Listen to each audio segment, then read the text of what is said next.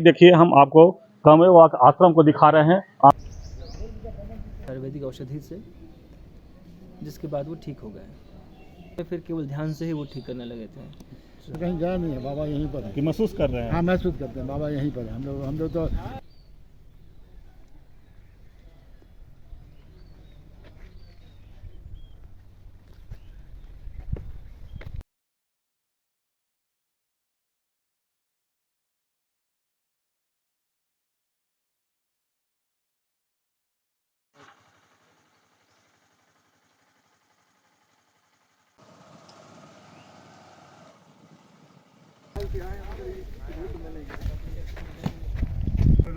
Hello, देखिए दोस्त, अभी हम कमरे जगह में हैं जहाँ कमरे बाबा का आश्रम है। यहाँ पर हम आपको यहाँ ये दिखाने की कोशिश करें कि हम मंदिर भी बहुत है और बहुत अच्छे अच्छे पेड़ पौधे, यहाँ नदी भी है, झरने टाइप के नदी भी है। हम यहाँ पर आपको ये दिखाने की कोशिश कर रहे हैं। आइए कि यहाँ कमरे बाबा का आश्रम भी है, समाधि स्थल भी है।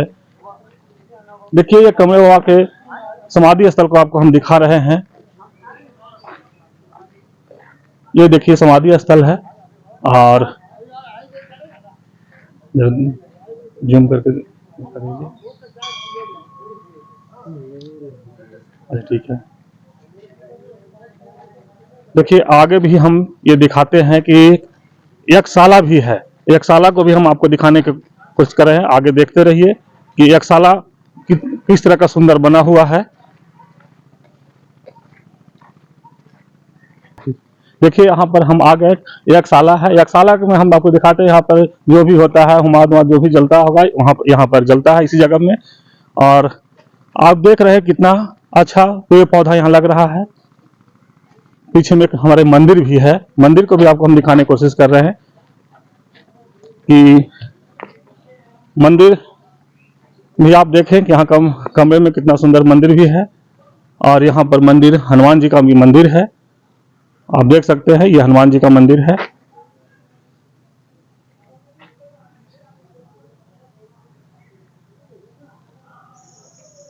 दिखा रहे हैं कि यहाँ पर किस तरह से कमरे में, यहाँ पर कमरे आश्रम भी है, कमरे बाबा का आश्रम भी है। आश्रम को भी आपको दिखाने की हम कोशिश करते हैं और अंदर कुछ लोग से भी बात करवाएंगे आपको। हम आपको कमरे बाबा के आश्रम को दिखा रहे हैं। आप देखिए यहाँ पर, यहीं पर कमरे बाबा के आश्रम है ये। और आइए अंदर में कुछ लोग बैठे हैं, उनसे भी बात करवाते हैं आपको। अब यहीं ये कमरे बाबा के आश्रम कब बना था? आश्रम तो बहुत हमको नहीं मालूम, उनको मालूम। चलिए और भी लोगों से बात करवाते हैं। आश्रम कब से है यहाँ पर? ये 77 से पहले से आश्रम है। 77 के बहुत पहले से है यहाँ पर। हाँ। अच्छा, अंदर में और पंडित जी लोग भी हैं, उनसे भी बात करवाते हैं। आइए।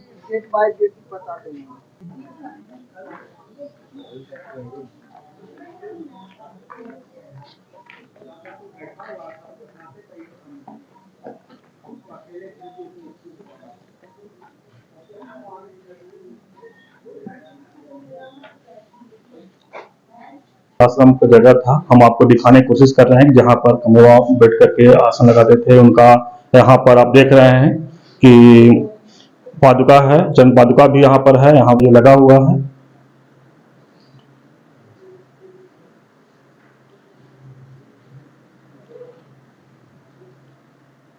इसी जगह में ही पर ये बैठते थे। यहाँ पर आप देख रहे होंगे कि चंद पादुका भी रखा हुआ है और ये कमवा का मूर्ति है जहाँ पर आप देख रहे हैं कि फूल फल भी कुछ चढ़ा हुआ है। देखिए इस कमरा को आप देख रहे होंगे, यहीं पर ये शयनकक्ष था, इनको सोने का जगह यही था कमवा का। आइए हम आपको उस रूम में भी दिखाते हैं कैसे। यहाँ पर भी देखिए इनका चरण पादुका रखा हुआ है। एक इस पर आपको देखिए कमवा का मूर्ति रखा हुआ है पलंग के ऊपर, आप ये देख रहे होंगे।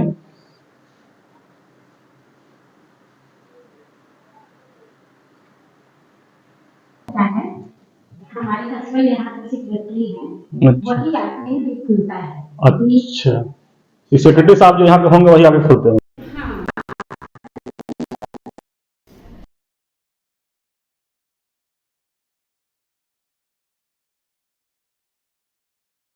यहाँ पर समाधि गुफा है, यहीं पर बाबा इसी गुफा में ये कर्म किए थे। हम आपको बताना चाह रहे हैं कि अभी समाधि गुफा अभी नहीं खुलने का टाइम नहीं है, इसलिए नहीं खुल रहा है। जनरल पब्लिक के लिए हाँ, लेकिन हम आपको बात करवाते हैं, एक है यहाँ पर, क्या कब ये गुफा खुलता है? इस पूजा के समय सुबह में वही पंडित जी जो आते हैं पूजा करते हैं, उसके अलावा किसी को जाना मना है। तो ये गुफा में कब, मैंने बाबा इसी गुफा में समाधि लिए थे? वो जिस समय रांची में सो प्रथम आए थे, हाँ। तो यही गुफा जो है, इसमें वो शरद नवरात्रा के समय पैरवा के लिए रोज हमारी गुफा में गए थे, और उसके बाद नवमी के रोज निकले थे, 9 दिन तक इसी गुफा में रहे थे। अच्छा। उसके बाद जब बाबा रहते थे भी, तो जब तक बाबा रहे तो जितने लोग भी उनके भक्त लोग आते थे, जिसका भी तबीयत खराब रहता था, किसी तरह का रोग दुख होता था, वो लोग आते थे, उस समाधि गुफा में चले जाते थे, और जो उनके भक्त रहते थे बाहर बैठते थे, और वही जो अंदर जाके वो सीटिंग करते थे, वही जो समाधि रहते थे, उसी से उनका वो इलाज करते थे। मैंने यहाँ पर बाबा इलाज भी करते थे? वही होता था, जो ध्यान लगाते वही सीटिंग करवाते थे, उनका मेन था कि सीटिंग ध्यान के लिए। अच्छा। और सब कोई ध्यान करता था, तो वही समाधि गुफा में चले जाते थे, लेडीज लोग यहाँ बैठते थे, इसके बाद में बगल में एक और है। अच्छा, ये देखिए, इस तरह जेंट्स लोग बैठकर ध्यान लगाते थे। हाँ। और यहाँ पर बाबा ध्यान लगाते थे समाधि गुफा में। चलिए आगे भी हम आपको बात करवाते हैं। देखिए, कामरे के ऊपर हम अभी कमरे के पास में यहाँ शिव मंदिर है, शिव मंदिर को भी दर्शन करवाते हैं। कामरे आश्रम में शिव मंदिर भी आप देखिए, कहाँ पर शिव मंदिर में है। आप यहाँ इधर भी देखिए, शिव जी का मूर्ति बना हुआ मंदिर है।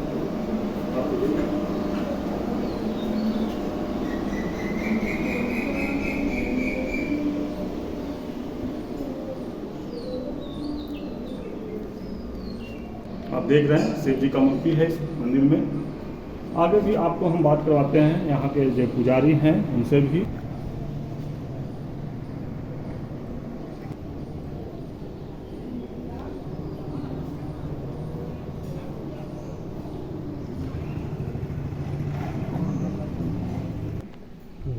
ये कमरे जो मंदिर है यहाँ पर देखिए लिखा हुआ है कि बाबा की तपो की भूमि है, कामरे बाबा का। यहाँ पर हम आपको दिखाए किस तरह से मंदिर, शंकर जी का मंदिर है, और उनका गुफा भी, कामरे बाबा का गुफा भी दिखाए, आपको समाधि स्थल भी दिखाए, शयन कक्ष भी दिखाए, और जहाँ ये बैठते थे वो भी चीज़ को दिखाए हम। अभी हम यहाँ पर एक पुजारी, उनसे भी बात करवाते हैं कि यहाँ विशेष तौर से क्या क्या चीज़ किया जाता है। लोग यहाँ शांति की प्राप्ति के लिए ही आते हैं, चूँकि बाबा एक योगी थे और अपना साधना करते थे, योग साधना, तो उसका प्रभाव यहाँ भी अभी भी स्पष्ट रूप से महसूस किया जा सकता है। मुझे किसी संत ने ही बताया था कि संत का एकमात्र कसौटी यही होता है कि उसके पास आप जाइएगा और आपको शांति मिलेगी। तो बाबा इतने बड़े संत थे कि अभी शरीर वो नहीं है, फिर भी यहाँ शांति वैसे ही मौजूद है। और यहाँ है कि चूँकि बाबा योगी थे, राजयोग को वो फॉलो करते थे, तो यहाँ अभी भी हम लोग चाहते हैं कि वैसे ही यहाँ बना रहे माहौल, ये कि योगी का आश्रम के रूप में ये बरकरार रहे। बाबा कब आए थे बता सकते हैं? बाबा देखिए, अंदाज हम बता सकते हैं कि लगभग 1948 में आए थे। तब से मैंने यही आश्रम में रहे और यही नहीं, आश्रम तो बाद में बना उनके आने के बाद। अच्छा। पहले तो यहाँ कुछ नहीं था, जंगल था। बाबा आए, बाबा यहाँ सबसे पहले रांची डीसी थे, MP सिन्हा रांची के फर्स्ट डीसी थे वो आज़ादी के बाद। तो उनको कुछ व्यक्तिगत समस्या थी, तो वो परेशान थे उसको लेकर के, और उनके कोई कलीग थे जो बाबा से संपर्क में थे पहले से, तो वही उनका जो समस्या था, जो डीसी थे उनका, तो उसी के निदान के लिए वो परेशान थे। तो अपने वही कलीग के माध्यम से बाबा के संपर्क में आए, और फिर बाबा उन्हीं के आवास में 2-3 महीने लगभग रहे थे। इस दौरान उनका इलाज किए थे कुछ आयुर्वेदिक औषधि से, जिसके बाद वो ठीक हो गए। तो उसके बाद चूँकि डीसी के यहाँ थे वो, तो उनके वहाँ प्रवास के दौरान रांची के बड़े बड़े अधिकारी, बिजनेसमैन, जो भी गणमान्य लोग थे, वो सब उनके करीब आए और बाबा से प्रभावित हुए। तो बाबा जब जाने की इच्छा प्रकट किए, तो वो उन लोग सब मिलकर आग्रह किया कि बाबा आप यहीं कहीं रहिए, हम लोग आश्रम बनाएंगे और हम लोग सेवा में हैं आपका। इसके बाद बाबा को रांची के आसपास के इलाके में घुमाया गया जगह चयन के लिए। तो ये जगह उनको पसंद आ गया। उसके बाद फिर बाबा यहीं मतलब बोले कि यहीं आश्रम बनाया जाएगा। उसके बाद बाकी लोग अपना तैयार हो गए सब यहाँ बनाने के लिए। जो डीसी थे वो पता कराए कि कौन किसका ज़मीन, उस समय ज़मींदारी सिस्टम थे तो किनका ज़मीन है। तो एक भारतीय जी हैं कुरू के, उनका ज़मीन था, ये नई ज़मींदारी में थी, तो उनसे संपर्क किया गया। वो सहर्ष दान देने के लिए रेडी हो गए। फिर कुछ ज़मीन फिर रायलाल वाले जो हैं उनके जो संस्थापक थे उन लोग बाबा को ज़मीन दिए खरीद करके कुछ। इस तरह से ज़मीन का व्यवस्था हो गया। और अभी जब कुछ देर पहले आप समाधि गुफा देखे, सबसे पहले वही बिल्डिंग बना था, तो उसी में बाबा अंदर समाधि लिए थे, मतलब लेते थे, ध्यान करते थे। और धीरे धीरे क्रमशः फिर शिव जी का मंदिर, हनुमान मंदिर सब बनता चला गया, लोग जुड़ते चले गए, बाबा लोगों का कल्याण करते रहे। बाबा 1974 में समाधि ले लिए। अच्छा, अभी भी यहाँ पर आयुर्वेद होता है बाबा के नहीं, समाधि लेने के बाद भी? नहीं, आयुर्वेदिक दवा नहीं होता है। बस ये है कि जिन्हें श्रद्धा है वो आकर के यहाँ का लाभ लेते हैं। हाँ, जैसे पहले बताया कि बाबा आयुर्वेद भी करते थे, हम इसी बार पूछे कि अभी भी कोई नहीं, करते हैं? आयुर्वेद तो हम सुने हैं कि बाबा बहुत पहले कुछ औषधि का इलाज करते थे, लेकिन बाद में फिर केवल ध्यान से ही वो ठीक करने लगे थे, योग शक्ति से। अच्छा, हाँ जी। चलिए एक बार परिचय दे दीजिए। मेरा नाम पवन कुमार भट्ट हुआ, मैं आश्रम में सेवा में हूँ बाबा का। चलिए अभी आप देखें कि यहाँ के पुजारी हैं, उनसे बात करवाए। ऐसे ही आपको और भी हम बात करवाते हैं। आइए आगे शुरू से बताएंगे कुछ। कामरे बाबा के बारे में विशेष तौर से एक ट्रस्टी हैं, उनसे भी अंकल जी से हम बात करवाते हैं कि क्या माने किस तरह से ये यहाँ के विशेष तौर से बताएंगे कब आए। उसमें Munesar MP Sinha deputy commissioner थे, वो बाबा को कहीं मिले थे, कुंभ का मेला में मिले थे, तो बाबा उनको बोले थे कि कभी आप रांची आइएगा तो मिलिएगा। उसी संदर्भ में बाबा रांची आए तो DC साहब से मिले, तो DC साहब उनको, उसमें गाड़ी घोड़ा होता नहीं था, तो बाबा बोले हम यहीं रांची बसना चाहते हैं। तो DC साहब बोले कि बहुत बढ़िया बात है। उसमें गाड़ी घोड़ा नहीं होता था, एक रिक्शा दिए और एक तो कर्मचारी दिए, बोले कि बाबा को घुमाओ, बाबा आपको जहाँ ज़मीन पसंद आएगा मैं आपको दूंगा। 3 दिन घूमे बाबा, ये कमरे आश्रम में आए, नदी उदी देखे तो ये बोले ये बस यही ज़मीन पसंद है। जाके पर इसका खोज किया गया भाई ज़मीन कि किसका है, तो पता चला कि कमरे के ज़मींदार हैं कैलाश भारती, तो वो कुल्लू के प्रमुख थे। उसी साहब बोले भाई उसमें बृहद जिला था, लोहरदगा जिला नहीं था, रांची जिला पूरा, गुमला, खुट्टी, सिमडेगा सब रांची जिला में आता था। तो गाड़ी भेज के भारती जी को बुलाया गया। भारती जी को DC साहब बोले कि बाबा आपके ज़मीन में बसना चाहते हैं, इनको आप ज़मीन दान कीजिए। तो कैलाश भारती बोले इससे बड़ी क्या बात है, ज़मीन दान दिए 9 एकड़ ज़मीन बाबा को लिख दिए, और DC साहब अपने प्रभाव से ये आश्रम बनवा दिए। उसके बाद से बाबा 1974 में समाधि ले ली। तब तक उसके बाद अभी भी बाबा हैं यहाँ। बाबा एकदम हम लोग आते हैं, पूरा ये करते हैं, बाबा से जीवित भी मिले थे और अभी भी बाबा से जो भी मांगते हैं मिलता है। मैंने अभी भी मैंने आप बाबा को मैंने देख रहे हैं? हाँ, देख रहे हैं, बाबा यहाँ हैं, बाबा कहीं गए नहीं है, बाबा यहीं पर है। कि महसूस कर रहे हैं? हाँ, महसूस करते हैं, बाबा यहीं पर है। हम लोग देखिए कल से देखिए जिस दिन भंडारा होता है ना, हम ही करते हैं पूरा, देखिए पता नहीं चलता कैसे कैसे हो जाता है, कोई पता नहीं चलता, सब बाबा की कृपा से, बाबा की कृपा से सब हो जाता है। आज देखिए पुजारी है पवन जी, बात होगी, चलिए बहुत ही है भी, बाबा हैं यहाँ। हम लोग तो हर हफ्ता आते हैं, और ऐसे भी 2 भंडारा होता है बाबा का पुण्य तिथि, बैसाख कृष्ण पक्ष की तृतीया को वो बृहद भंडारा होता है, और गुरु पूर्णिमा के दिन स्मॉल स्केल में करते हैं भंडारा। जो गुरु भक्त हुए उन लोग को वही करते हैं। परिचय? हाँ, परिचय अपना नाम बता। देवराज खत्री, पूर्व पार्षद हैं और यहाँ के ट्रस्टी हैं। यहाँ आश्रम में बहुत शांति मिलती है, और चूँकि हम लोग बगल स्कूल में हैं तो टिफ़िन के समय में हम लोग चाहते हैं कि यहाँ के एक बार दर्शन हो जाए, थोड़ा इसी वजह से हम लोग आ जाते हैं प्राय। कहा जाता है कि बाबा अक्सर छाया के रूप में या महसूस जैसे होता है लोग करते हैं, इस तरह का एहसास होता है। कभी आपको ऐसा लगा कि बाबा आपके सामने हैं? देखिए हम लोग उतना तो मतलब लीन नहीं रहते हैं साधना में, क्योंकि मैं बताई कि हम लोग बगल स्कूल में टीचर हैं, तो हम लोग यहाँ ऐसे आ जाते हैं। तो उतना तो समय बाबा को नहीं दे पाए, इसलिए वो अनुभव तो शायद मुझे नहीं प्राप्त हुआ है। लेकिन और लोगों से पता चलता है कि जो साधना करते हैं वहाँ उनका एक स्थल है, तो शायद उन्हें ये महसूस होता है। लेकिन ये है कि शांति बहुत मिलती है यहाँ आकर के। तो मैं प्रायः ही कोशिश करती हूँ कि गुरु पूर्णिमा हो, एकादशी हो, कुछ विशेष दिन हो तो दर्शन कर लें। अच्छा, और हैं अभी इनसे हम जानने की कोशिश करेंगे कि कभी आपको ऐसा लगा कि बाबा आपके सामने आए हैं? मैं तो एक बार गर्भगृह में गई हूँ, दर्शन होने का मैंने बहुत सौभाग्य मिला, और वहाँ गई तो मुझे आभास लगा कि मैंने कुछ ज़रूर है मेरे साथ। ये है कि हम लोग लंच, जैसे ही लंच की घंटी लगता है तब हम दोनों मैडम यहाँ आते हैं। आने के बाद एक अलग तरह का शांति की अनुभूति होती है। यहाँ आए हुए 3 साल हो गया करीब, लेकिन प्रायः लंच में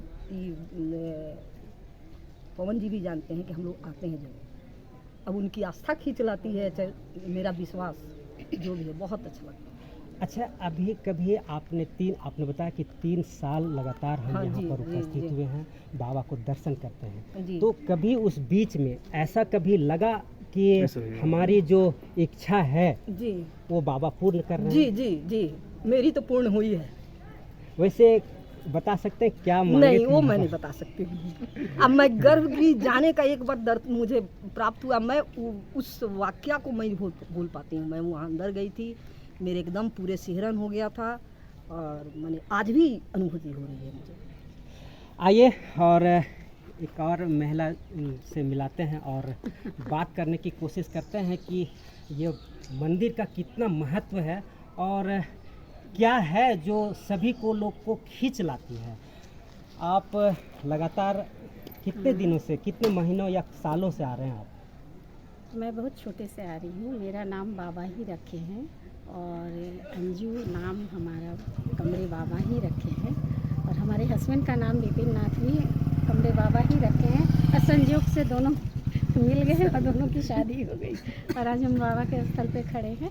हम लोग बचपन से जुड़े हुए हैं। हमारे मैके के भी गुरु यही हैं, ससुराल के भी यही हैं।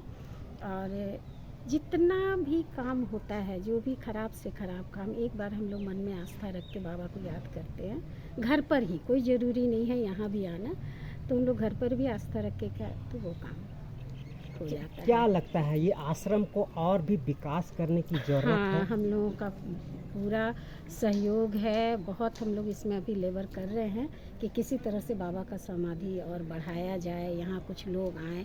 हम लोग प्रचार प्रसार में भी लगे हुए हैं, और यहाँ 2 समय भंडारा चलता है। एक अप्रैल में उनके पुण्यतिथि में चलती है, कृष्ण पक्ष तृतीया के दिन, और एक आज गुरु पूर्णिमा के दिन, शिवरात्रि के दिन भी यहाँ पर सेव बुंदिया, और बीच बीच में कुछ कुछ ऐसा है त्यौहार जिसमें यहाँ पर सेव बुंदिया का वितरण किया जाता है।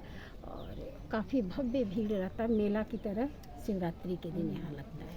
कहा जाता है कि बाबा 1948 में यहाँ आए थे, लोगों का कहना है। हमें हम तो भी पता यही नहीं है, सुने हैं, हमारी तो जन्म भी नहीं हुई थी, लेकिन हाँ मेरे मदर फादर भी ये बताते हैं कि बाबा यहाँ, बाबा का ये रमणीक स्थल जो पत्थर पहाड़ और बहुत सुंदर व्यवस्था है यहाँ पर, वो भाग गई और उन्होंने यहीं रह कर के अपना आश्रम बनाने का निर्णय लिया।